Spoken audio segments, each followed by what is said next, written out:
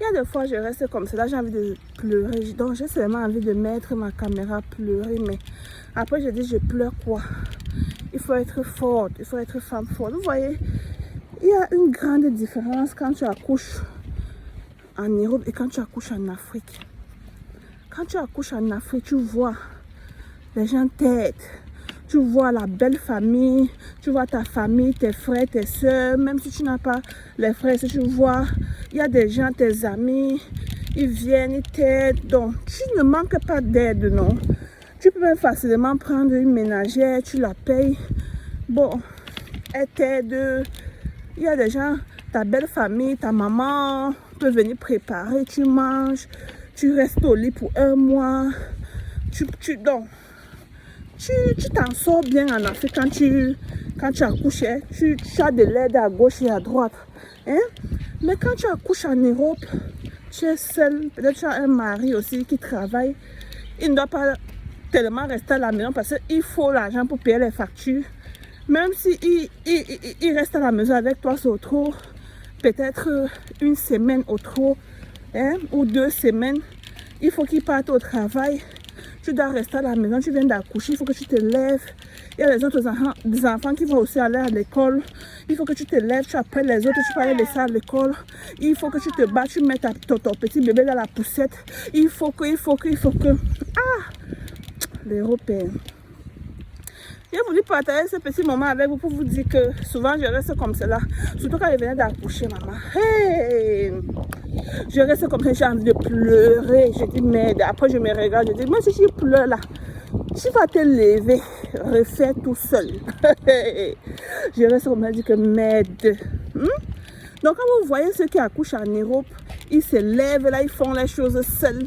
Ils font les choses seuls, ils s'occupent de leur maison, de leur foyer, et puis ils partent même encore au travail. Il faut les respecter. Hein. Il faut les respecter. C'est pour ça qu'on dit l'Europe, c'est pas pour les légumes. L'Europe, c'est pas pour les faibles. L'Europe, c'est pour ceux qui ont la force de choquer. Oui. Et pour cela, vous voyez, la majorité des gens, ils disaient que l'Europe, c'est pas pour les faibles. Tu arrives en Europe, tu accouches, tu choques seul. Tu choques seul. Tu restes là. Tout c'est toi, tu te lèves, tu laves ton sang, tu prépares, tu laves les assiettes, tu laves les habits, tu repasses, tu fais tout seul. Tu n'as pas d'aide. Et souvent quand je reste comme ça, quand je viens d'accoucher, quand je reste comme ça, j'ai envie de pleurer, dire que merde de la famille. Oh, mais je remercie Dieu pour tout, de m'avoir donné cette force en ce moment-là, oui. Parce que quand tu accouches et que vous savez, il y a des femmes, quand ils accouchent même, ils tombent malades. Donc quand là, tu dois faire comment? Tu n'as pas d'aide, rien. Et si tu es même mère célibataire, que tu n'as même pas d'homme qui vit avec toi à la maison et tout, tu fais comment? Donc quand vous voyez souvent certaines femmes qui ont accouché en Europe, il faut les respecter, hein? Respectez-les. Parce que c'est pas facile, c'est pas donné à n'importe qui. Et dans l'Afrique, tu accouches comme cela, tu vois, tu te lèves le matin, on a déjà chauffé l'eau chaude, on a déjà massé ton ventre, on a déjà fait un bon déjeuner, un bon lait pour toi de boire, un bon cuit avec le légume pour toi de manger, on te nourrit avec la bouche, maman. Qui va te donner ça en Europe? Qui va te faire ça en Europe?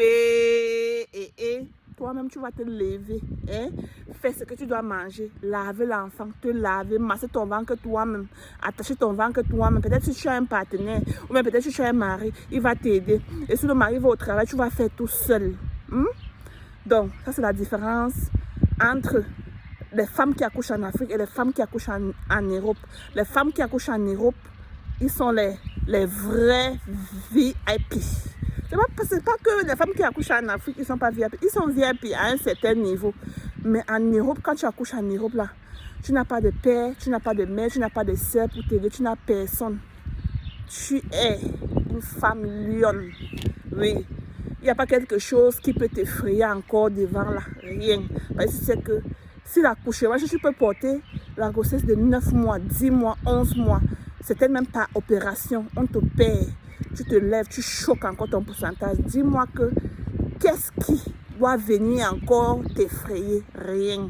Pour ça, vous voyez, la majorité des femmes qui vivent à l'extérieur du pays, là, ils sont fortes, oui.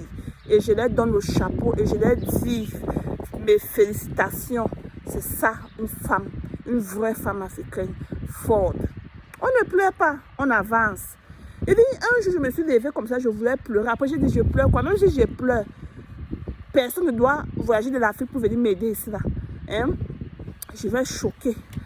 J'ai dit, ah, je pleure quoi? Je me suis levée, j'ai fait mes choses, Donc, j'ai essayé de tirer les parts avec la douleur et tout.